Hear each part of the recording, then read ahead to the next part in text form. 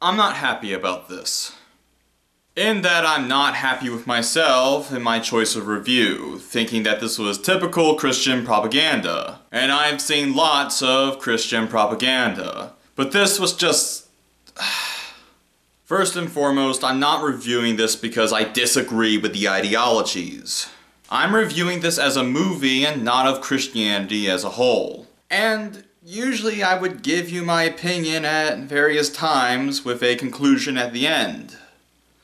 But now, I'm laying all of my cards on the table. God Is Not Dead carries all the tropes of terrible modern Christian movies, being cheap, amateurish, and full of one-dimensional stock characters. But this goes the extra mile to be hateful, self-righteous, and alarmingly inept at supporting its own views, as if its own existence is reason enough for it to exist. Our premise? The biggest brat in the world decides to have a religious argument with an atheist college professor. That setup is already more transparent than the Duggars, but it also lacks narrative cohesion. Such as this scene where the brat's tomfoolery leads to his girlfriend dumping him. A girlfriend he's been dating for 6 years, by the way. And in the next scene, he acts like nothing's happened. I gotta think of something to cheer me up. Okay. The brat's character name is Josh Wheaton. Really? Did you even think on that one? Actually, they did! They changed 3 letters! Anyway, the actor has worked in TV and TV movies, most notably High School Musical 2, as a background dancer. So that's what I'm gonna call him. And the professor is played by Kevin Sorbo? Damn it, Sorbo, what are you doing here? You're better than this! You were Hercules! Well, this casting choice is rather disingenuous, having the atheist being played by a Christian. Ironic as that sounds, it means that Hercules has the best performance. I mean, it's still poorly written, but Hercules just deserves better than this. I'm either stalling or I'm padding. Much like the movie, because it has 6 subplots! That one paragraph main plot wasn't enough for feature length, so they pumped it full of other stories to have little to no connective tissue. Let's do the rundown. A hate-blogging atheist lady who gets cancer, and this is the kind of movie where I'm certain that if she was saved, she was cured. I'm gonna let you think about that. A financially successful dude who's a tool for Satan, because having money is the way of the devil. An Arab college girl who's Christian but has a devoted Muslim father. More on that in a bit. An Asian student and his father. And nothing else to say about that. A reverend and his friend trying to go to Disney World. The comic relief. Apparently.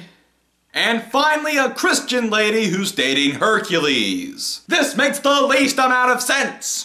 It's well known that the Bible states that Christians should seek relationships with other Christians. And given how open she is about her beliefs and how Hercules belittles and insults her in public, I'm completely befuddled by this. It doesn't seem like she has low self-esteem or anything to compel her to stay with him, so it's very dubious. And speaking of dubious, the devoted Muslim father wants his daughter to cover her face, but not her arms for some reason. And when he finds out about her Christianity, he beats her and throws her out. Look, I know that stuff like this happens in certain parts of the world, but a lack of context leads to believe that Muslim fathers in general will beat their children and disown them if they have a different ideology. Thanks for pissing off 1,300 million people!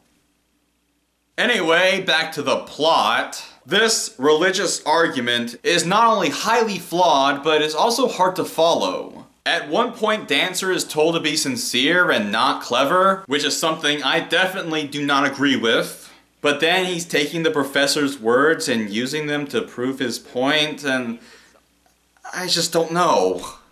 The biggest overall problem of the movie's message, Christians rule, atheists rule, seems to misunderstand what atheist means. Obviously, someone that believes a God does not exist. But Dancer has to ask, do you hate God? Why do you hate God? Answer the question. This may be because Hercules said that he became an atheist after his mother's death, which might lead Dancer to that question, but that's a leap in logic that would make Neil Armstrong jealous. Atheists do not believe in God, and not all of them are dying of cancer or have mommy issues. But once again, this is a lack of context that in this case boils down two social groups into a dick measuring contest. Pissing off 1,100 million people, putting the number close to 2.5 billion. Why stop there? Let's piss off Hinduism and Buddhism. Make that 3.5 billion. I'm sure you can do it, movie. I have faith in you. Let's end this on the technical department, which is awful. The cinematography is simple and obvious.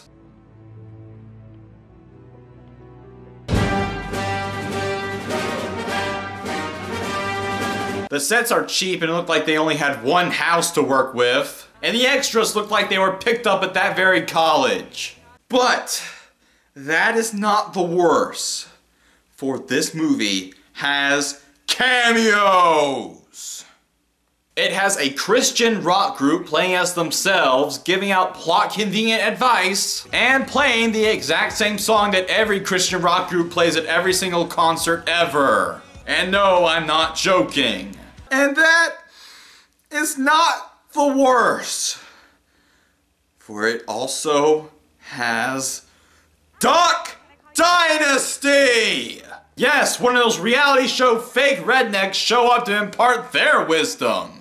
I guess when you say you, you're referring to the whole group of my family, which would be y'all. You can just change it to y'all, that'd be an easier expression. That way it'll get everybody in there. Although I do believe that lying is a bit of a hiccup, Mr. Robertson. And by then, I just gave up. There are tiny, tiny bits of potential that get swallowed up in the insufferability. This isn't for the self-aware and forward-thinking Christians. No, this is for the bigoted and self-righteous ones. The kinds that will complain about whatever social group that's not them. This movie was a religious crisis for me, and I hope to never have to see its kind again. You want a good Christian movie? Watch The Last Temptation of Christ, or Jesus Christ Superstar if you feel like it. In conclusion, if you were moved by this movie, more power to you. But I feel disgusted. I'm gonna need a shower.